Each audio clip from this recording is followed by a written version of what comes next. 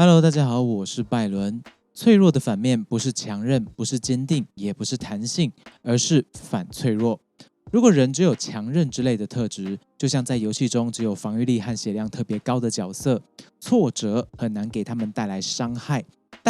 也能很快的回到战场，但却没有升级的机制。同等级的挫折永远都可以为这个角色带来伤害，而具有反脆弱特质的，就像有了升级机制的角色。也许游戏的难度很高，很容易输，但这次输了可以选择多升几级，搭配不同的技能装备，优化角色能力之后再去挑战。也就是说，它可以一直升级，一直变强。原本很难的关卡，到后来对你来说都不是什么障碍了。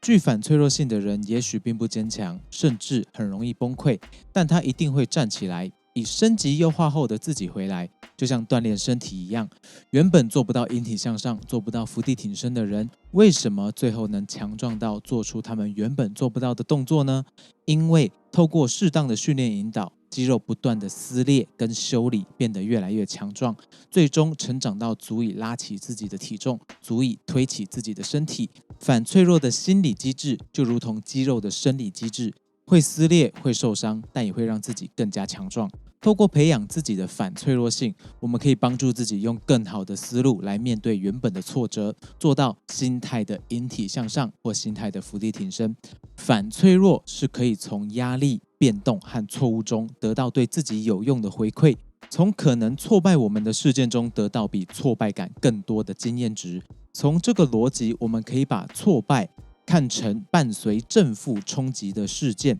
认知的正面冲击比负面冲击高，事件就对我们有益。一般人的本能是感受到负面冲击的伤害，而没注意到正面冲击的存在。负面冲击很容易被放大成为致命打击。也就是说，如果我们能够限制负面冲击的认知幅度，自己就能够把大多数的事件看成有益的经验值。一个有效的方法是，每天我们开始之前闭上双眼，想象自己失去一切，包含你的健康，包含你的财产，包含你的工作，你的学校，你的一切享受的物质，你的日常生活。比方说，你具体的想象一下，你现在瘫痪了，你没有工作，没有存款，没有亲友，什么都没有，甚至你没有睡觉的地方，没有自理能力，一无所有，惨到不能再惨。或说我们情况好一点，你有睡觉的地方，你可能是在医院，你可能是在家里，有人照顾你，但是你身上插着管线，你什么事情都需要靠别人帮忙，你吊着一条命，插着一堆管线，有时候你的意识会清楚，有时候你的意识不清楚，但不管你有没有知道自己现在是什么状态，所有的人都要为了你费尽心力。运气比较不好，要照顾你的人，从此失去追求梦想跟生活的权利。这个状态会持续多久？不知道，也许1年，也许5年，也许10年，也许20年，这个都是有可能的。好，刚刚的例子，不知道你觉得怎么样呢？会不会觉得怎么可能会这么惨呢？请你有机会去医院绕一圈，好好的观察那些人啊，你的想法会不一样的。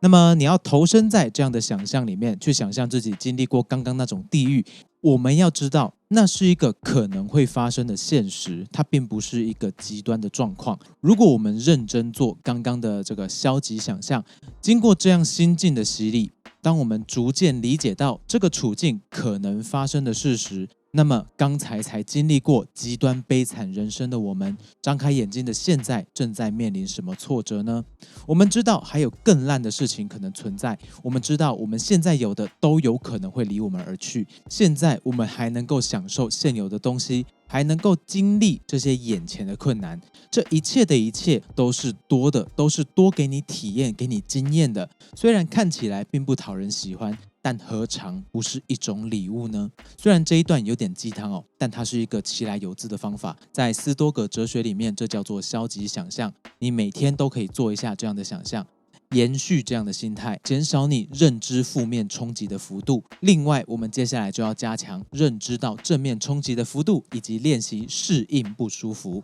毕竟能够舒服长大的只有肥肉，而让自己能够更加适应不舒服，还有认知到正面冲击的存在，我们要主动寻找有益的压力。什么是有益的压力呢？刺激你成长、专心，让你有动力跟产生好能量的，就是有益的压力。在对的情境和时间中产生的有益压力，或许它短期很累人，但是它不会真正消耗你，反而会结果上增加你的能量或强化你的综合能力。比方说工作压力很大的话，如果你下班能够专门排一段时间专心运动锻炼，或洗个简短的冷水澡，虽然过程会有些痛苦，会给身体和意志带来压力，但它最终可以让你的整体状态变好，让你的心情恢复，身心能量都会得到灌溉。而且如果我们能够做到主动寻找有益的压力，就能够改变我们对压力的态度，我们会更容易认知到压力有益的面向。也就是说，你会从主动寻找正面压力，